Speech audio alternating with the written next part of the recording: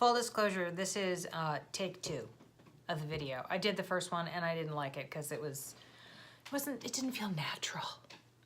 So I haven't posted in about a week and I've been thinking a lot about why I haven't posted. I know that's kind of a weird thing to think about, but I have a lot of feelings. And my feelings right now haven't really been about being a kidney donor until I recently got my mammogram report, which gives me, there's no evidence of cancer, which is great. Everybody wants to hear that. I do have very dense breasts, which apparently is also very common regardless of the size of your breasts. So don't go thinking it only happens to us well-endowed ladies. But anyway, so that prompted me to call the nurse coordinator at the transplant center in New Haven, of course, because I want to say, hi, have you gotten the report? What else do I need to do? I still have to do one other pre-cancer screening, which I we'll talk about the next time, and I will actually show you.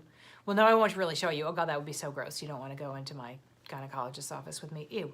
But anyway, so I called her. I said, okay, do you have everything you need? And she said, well, let me just check. Your brother's not even listed as a recipient. I said, what? I was so stunned I couldn't even ask any questions. I mean, why isn't he listed? Don't you get listed the second they find out that you need a kidney? I mean, you get right on that business. And if it was me, I'd be, why wouldn't you do the thing that's gonna save your life? What the F? I'm trying not to swear. It's not going very well. So my mind goes to things like, well, is he too sick? What is he not telling me? Do I even have the right to ask him? I mean, just because I'm giving him my kidney, and it might not even be me who ends up giving him the kidney, of course, as I know.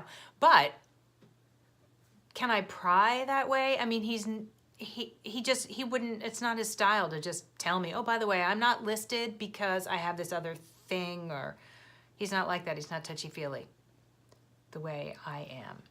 And he's not really a hugger. And you may have guessed by now that I'm a bit of a hugger. My dad was not a hugger. Our dad was not a hugger. I'm a little bit of a hugger. Then there's my daughter who will go in for the hug with anyone. She's a super hugger, which I don't think she gets from me, but I'm getting off point.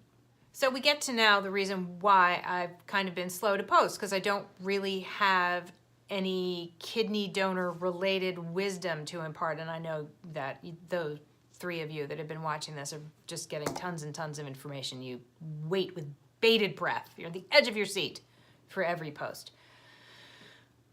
But I don't have any more information. I don't, so I was like, well, what could I even talk about? So I've decided to talk about my feelings today. So get ready. So as I'm considering the fact that I don't have any donor-related wisdom to impart, it made me think about my attachment to this process. So when it first started, there was lots of stuff going on. There was lots to talk about. It was kind of exciting. Oh, it's so great. I'm going to be a kidney donor. But then it slows down, right? And there is a long period of waiting.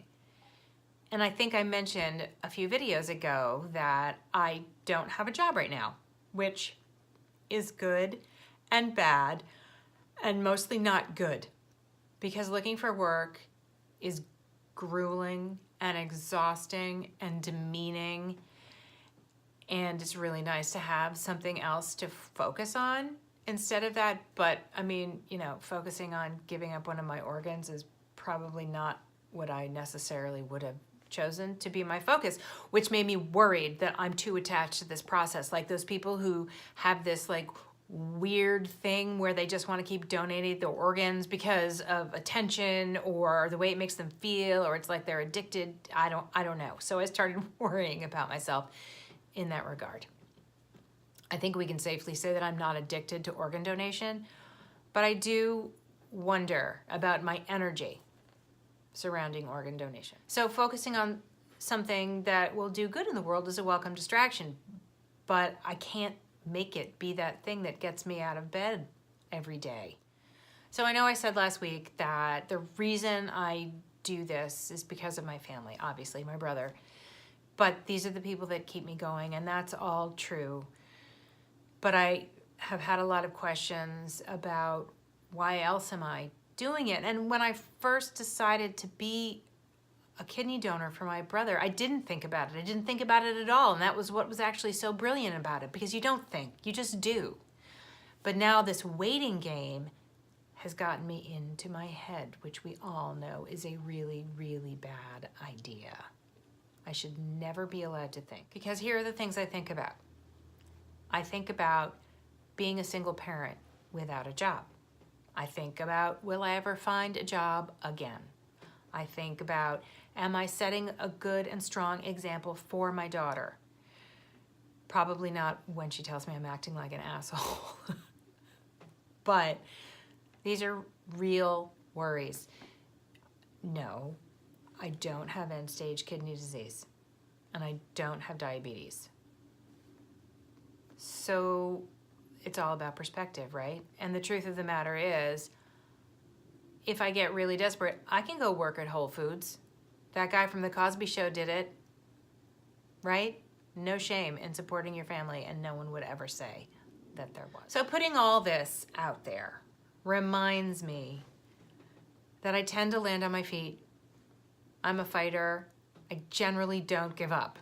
Generally, have I ever given up? Well, I quit smoking. That was 25 years ago. So I did that. I am a quitter. I have an amazing support network, which includes my brother. Now it's my turn to support him. So this little self-pep talk will help keep me going for, I don't know, like the next 10 minutes, and then I'll have to think of something else. So until that something else comes along, there you go with my brain dump. My philosophical brain dump and my fears that I'm relying on organ donation too much to keep me going every day. I think we've just established that that's not really what it is.